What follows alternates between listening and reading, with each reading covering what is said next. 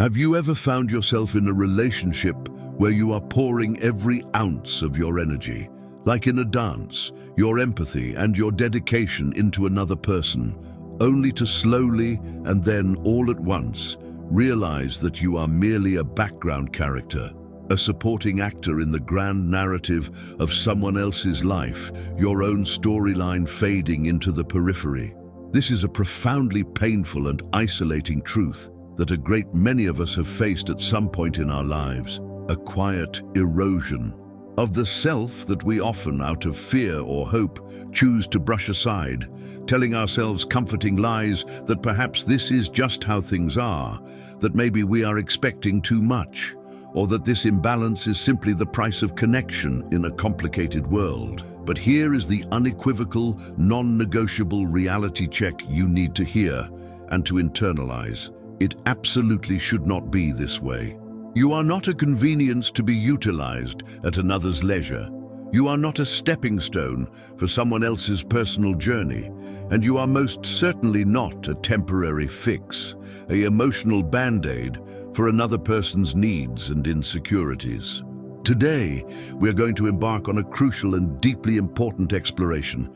We are going to dive far beneath the surface-level interactions and into the murky depths of relational dynamics to uncover the subtle, often deliberately overlooked signs that you are being used, that your generosity is being exploited, and that your worth is being undervalued within a relationship.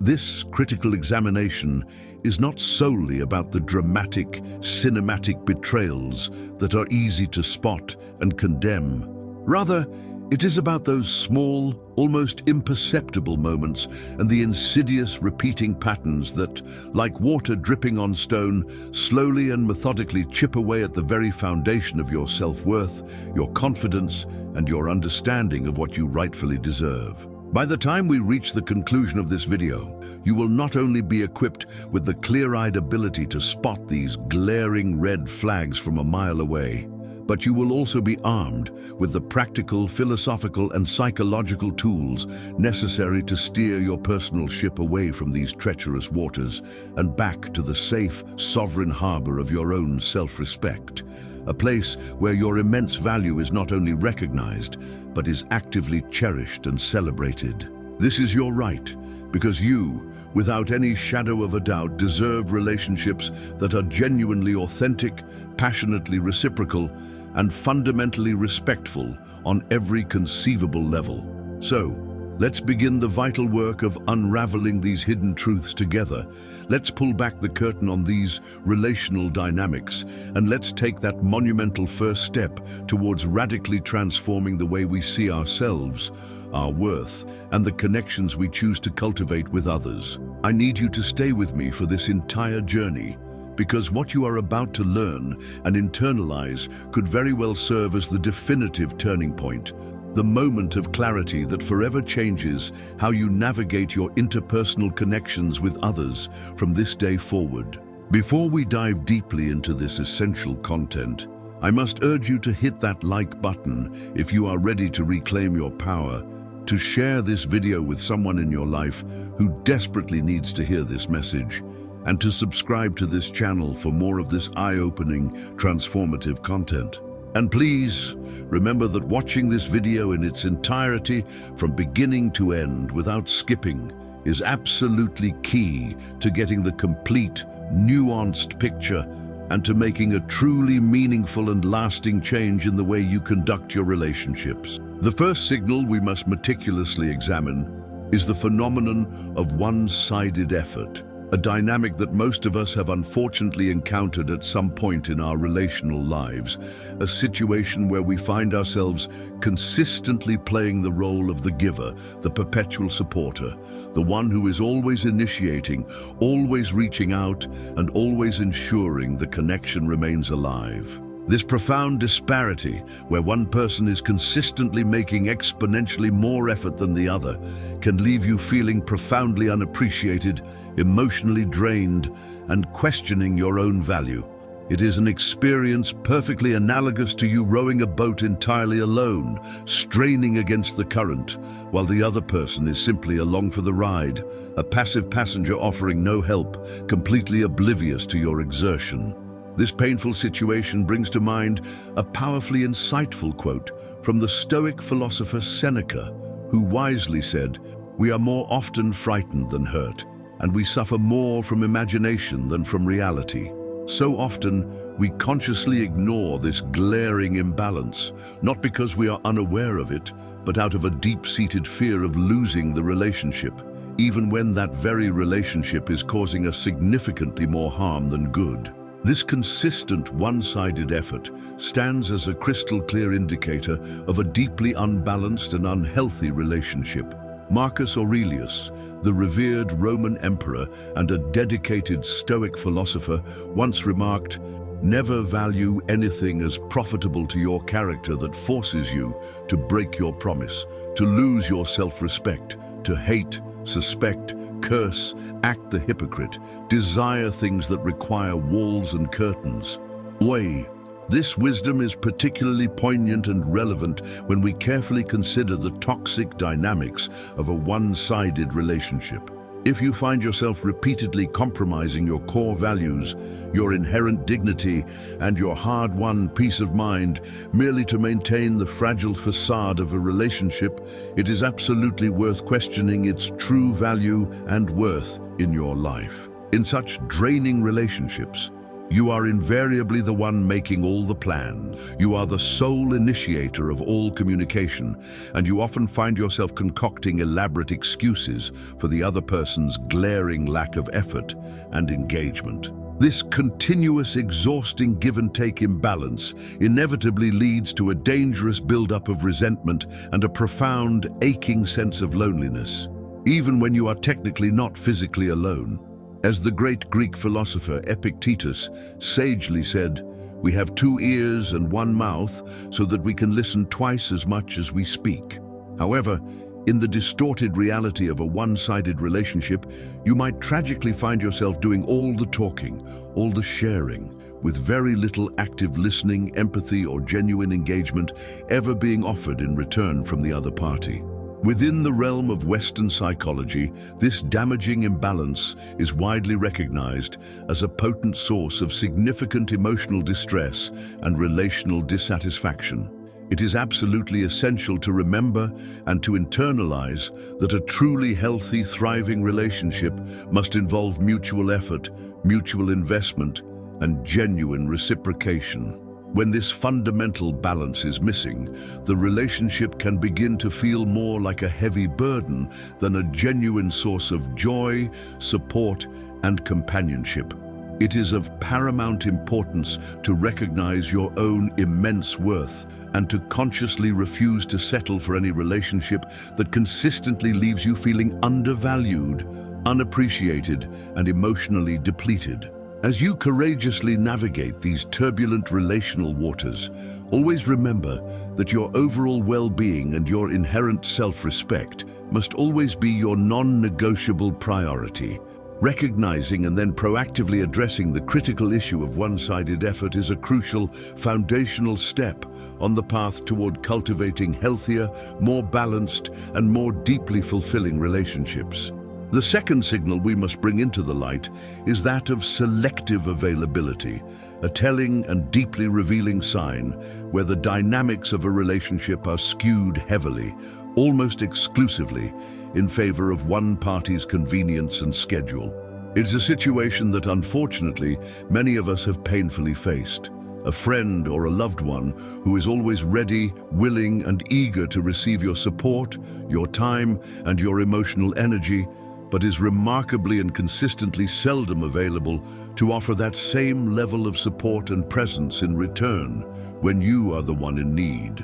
This kind of lopsided relationship painfully echoes the words of the Stoic philosopher Seneca, who beautifully observed, "Wherever there is a human being, there is an opportunity for a kindness." However, in the frustrating case of selective availability, this beautiful opportunity for kindness seems to function only as a one-way street heading directly away from you. This self-serving behavior is a stark reflection of a relationship where sheer convenience drastically outweighs any sense of genuine care, mutual respect, or basic reciprocity.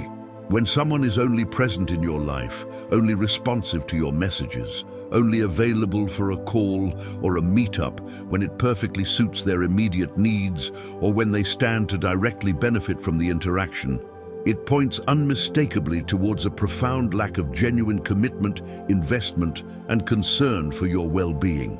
Marcus Aurelius, a true figurehead in Stoic philosophy, once stated with profound clarity, "It's not what happens to you, but how you react to it that matters."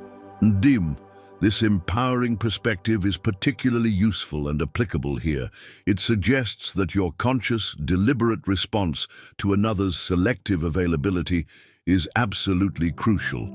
It is about recognizing your own inherent value and making the conscious decision to not allow yourself to be treated as a mere option, a backup plan, rather than a genuine priority in someone's life. It's also vital to understand that selective availability isn't just about physical presence or the lack thereof. It is also, and perhaps more importantly, about emotional availability. When you find that you are always the one offering a patient, listening ear or a reliable shoulder to cry on, but you find that same essential support mysteriously and consistently missing when you are the one in need of comfort and understanding, it is a clear, undeniable indicator of a severe relational imbalance.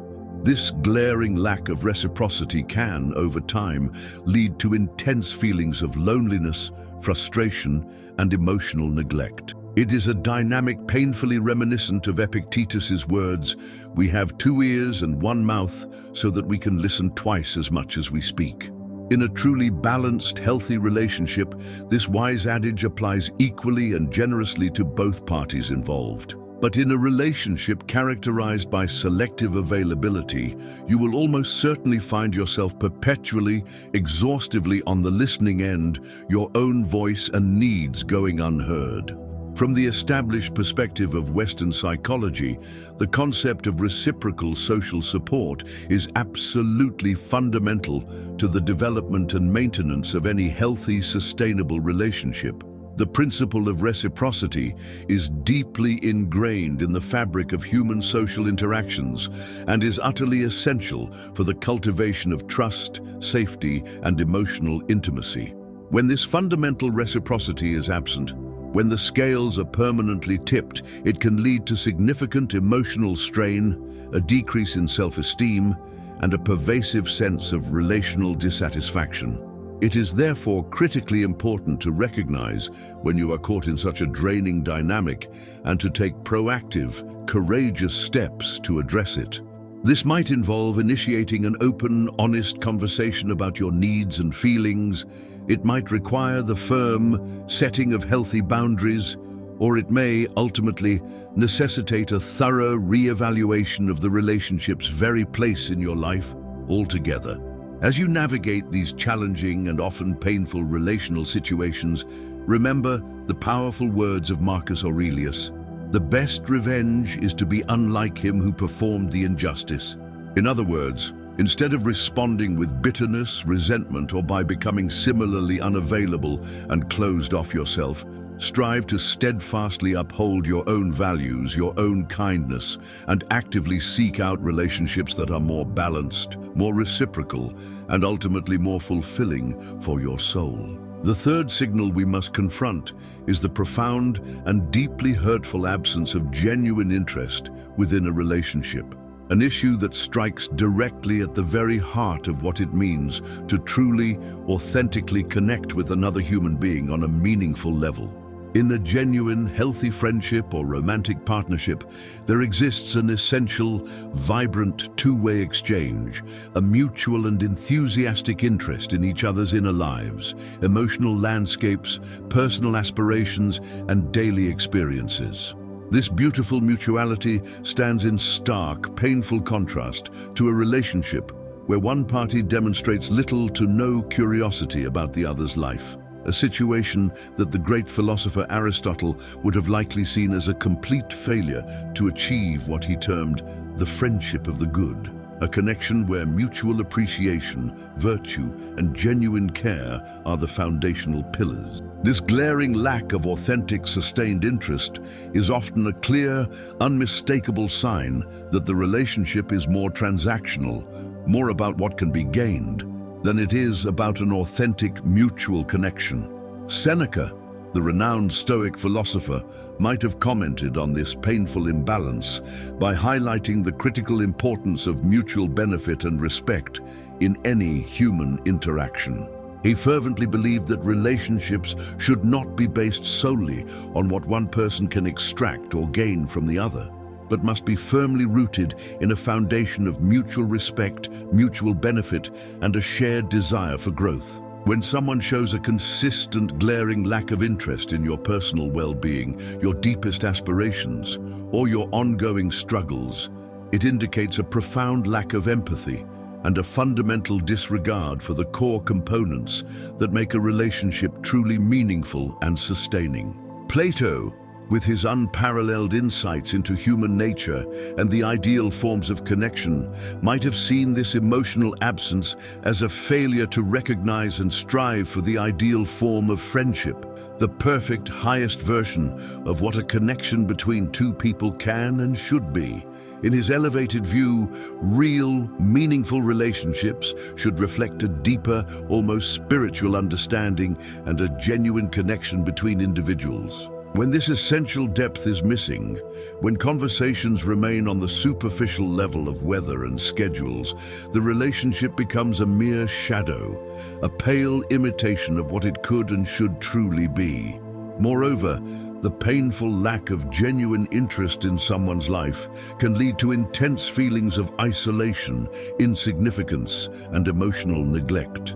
It directly contradicts a basic, fundamental human need for connection, understanding, and being seen, something that Carl Jung, the pioneering Swiss psychiatrist, heavily emphasized in his extensive theories on the human psyche. Jung profoundly believed that these meaningful, deep connections with others were not a luxury, but an essential part of individual development, self-realization, and the process of individuation. In Stoic philosophy, Epictetus consistently stressed the immense importance of focusing our energy solely on what is within our control and gracefully letting go of that which is not.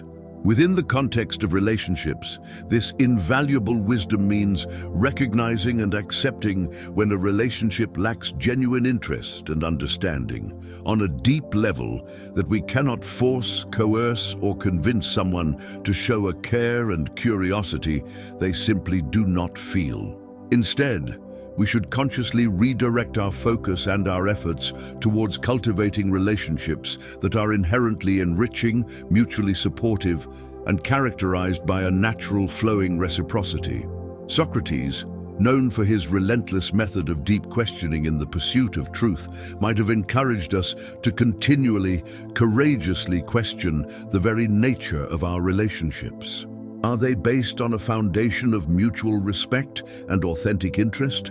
Or are they frustratingly one-sided, leaving you feeling empty and unseen?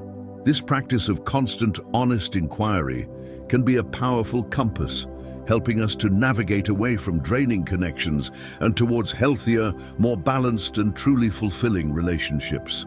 The fourth signal we must unveil and understand is that of emotional manipulation, a critical and deeply damaging concern in any relationship, whether it be friendship, family, or romance.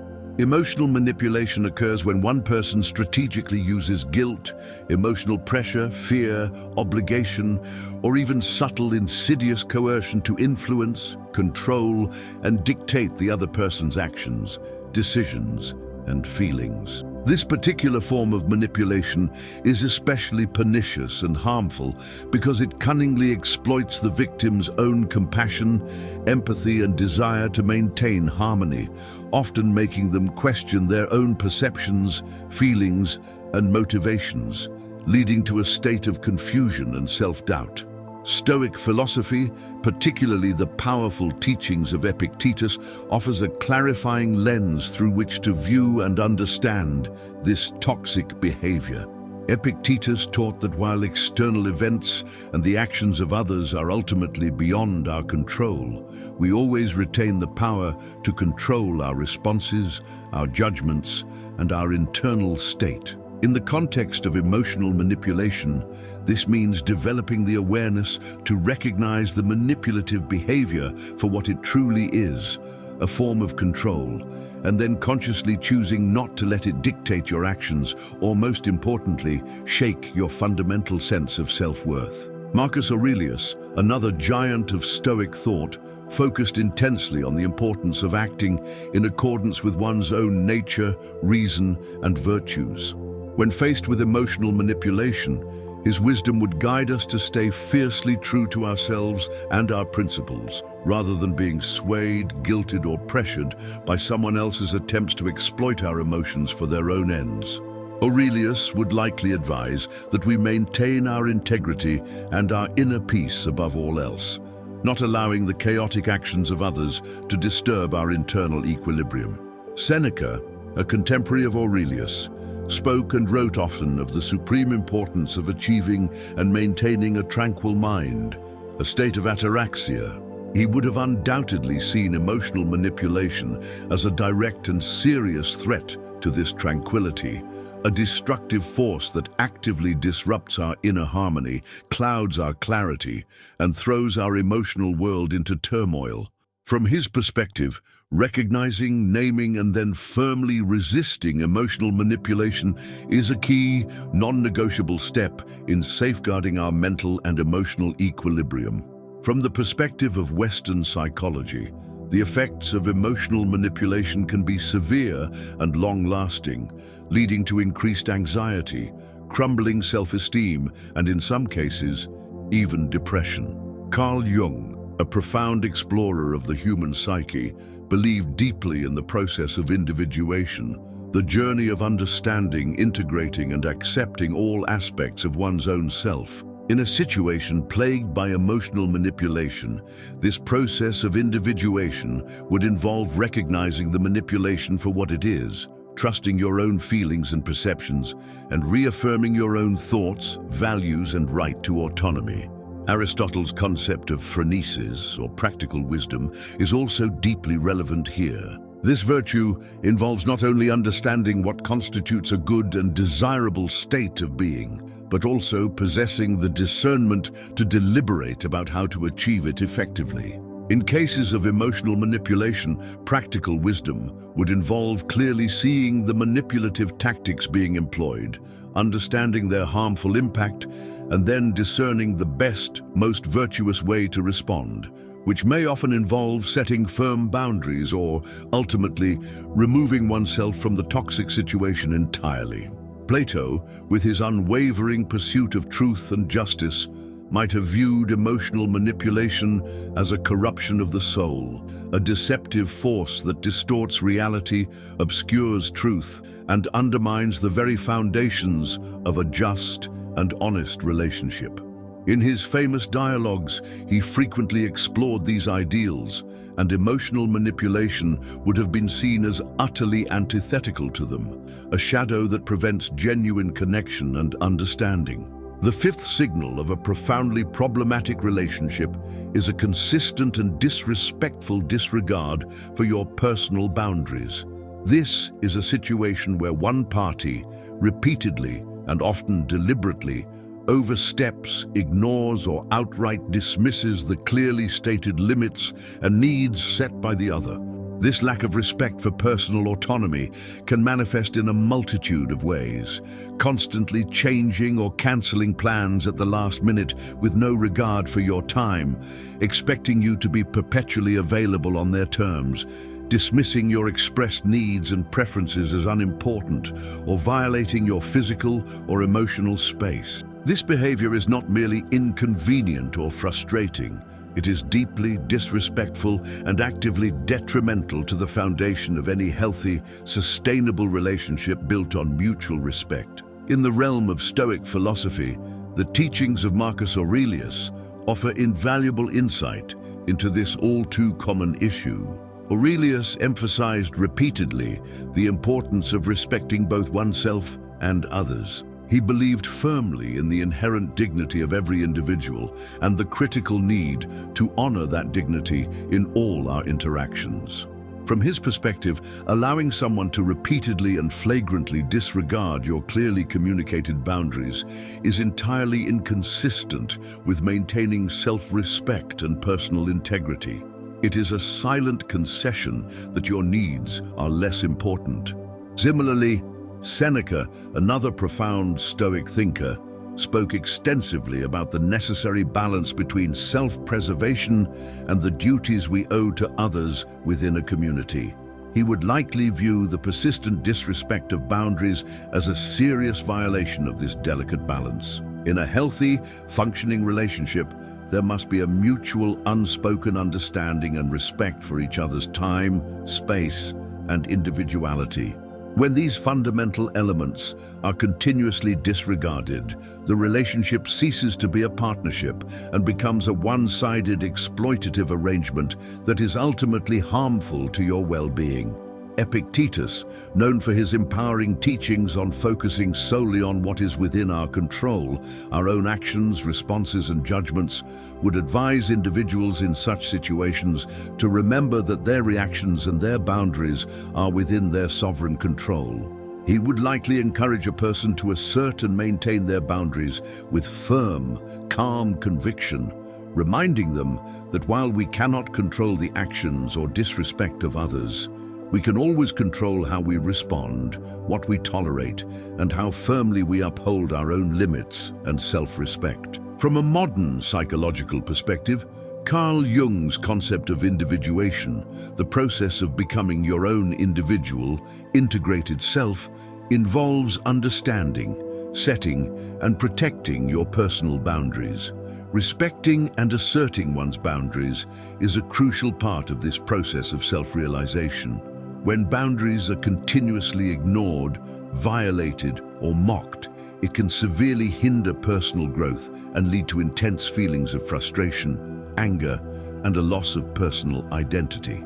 Aristotle's notion of the golden mean, the desirable middle ground between two extremes, can also be wisely applied to the concept of boundaries. In any relationship, there should be a healthy balance between flexibility, understanding that sometimes circumstances require compromise, and firmness, knowing your non-negotiables. A complete and consistent disregard for boundaries represents a dangerous extreme that completely disrupts this balance, leading to an unhealthy, oppressive, and ultimately unsustainable dynamic.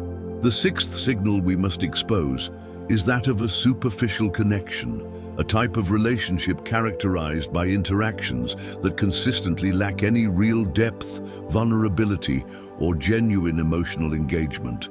In these connections, conversations rarely move beyond the mundane. Work, weather, superficial gossip, and shared experiences feel hollow, failing to scratch the surface of what true, meaningful connection truly entails. This type of relationship is marked by a persistent, pervasive shallowness. Even after spending months or even years knowing someone, you may feel you don't truly know them on a deeper level, and they certainly make no effort to know the real you. From a Stoic perspective, Epictetus might comment on this emptiness by emphasizing the supreme importance of authenticity and truth in all our human interactions. He believed that the very essence of our relationships should be based on sincerity and genuine connection, not social convenience.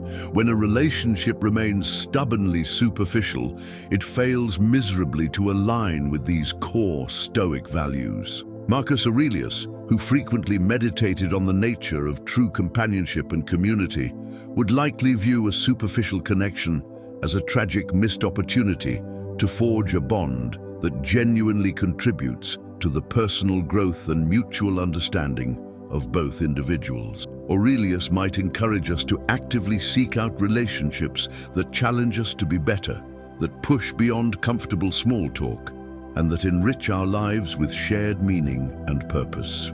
Seneca, known for his deep insights into human nature and the pursuit of a good life, might see these superficial connections as a reflection of a broader lack of commitment to the mutual betterment of oneself and one's companions. In his view, relationships should serve as a vital means to improve ourselves and contribute positively to the lives of others. A relationship that remains steadfastly at a superficial level does not even attempt to fulfill this higher purpose, and is thus lacking in the qualities that Seneca deemed essential for a life well lived. In the realm of Western philosophy, Aristotle's concept of the highest form of friendship, one based on mutual virtue and a genuine appreciation for the other's character, contrasts sharply with the emptiness of superficial connections. According to Aristotle, relationships based merely on pleasure or utility,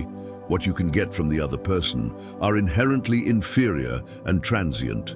Superficial relationships, utterly devoid of deeper appreciation, do not meet his criteria for true, lasting friendship.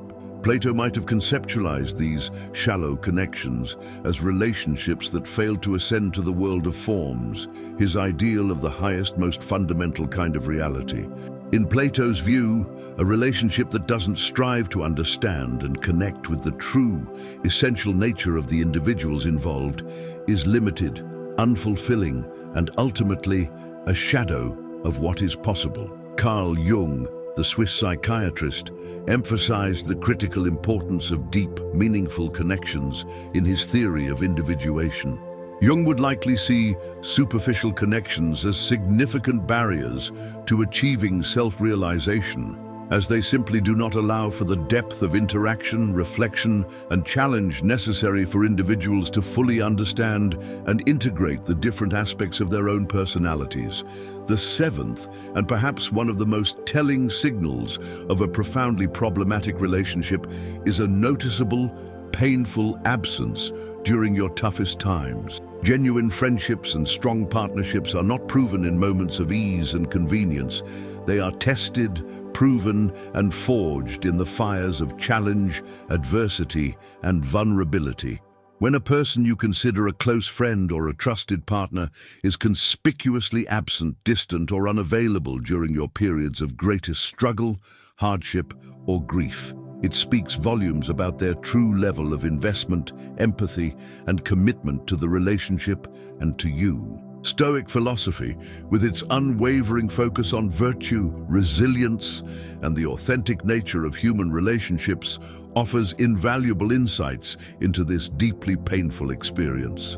Epictetus, a stalwart of Stoic thought, believed strongly in the importance of enduring life's inevitable hardships with grace and fortitude. However, he also profoundly recognized the immense value of true support and steadfast companionship in helping us to overcome these challenges. In the context of a friend's abandonment in tough times, Epictetus might remind us that while we cannot control the actions or failures of others, we can always control our response, which includes honestly re-evaluating the relationship's worth and seeking true support from those who are truly willing to provide it. Marcus Aurelius, who wrote extensively on the themes of duty, community, and mutual obligation, would likely see the absence of a friend in hard times as a fundamental failure in the basic duty of friendship. For Aurelius, the very essence of any meaningful relationship was based on mutual support, understanding, and a shared commitment to each other's well-being. An absence when you are at your most vulnerable contradicts the very principles of mutual respect and empathy that he held so dear. Seneca, another Stoic thinker who wrote powerfully about the trials of life, often explored the vital role of friends in easing our burdens and sharing our loads.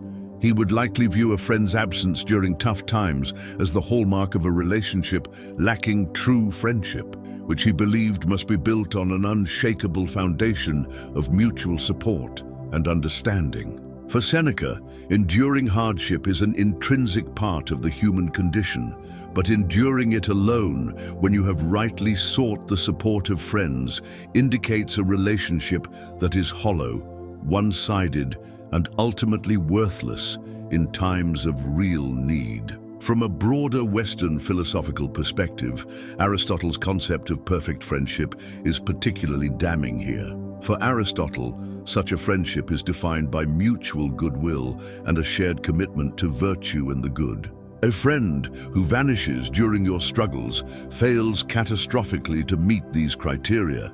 Aristotle believed that friendships based on utility, what you can get from the person, or pleasure, how they make you feel, are inherently less enduring and will inevitably dissolve when the utility or pleasure fades, precisely when you need them most.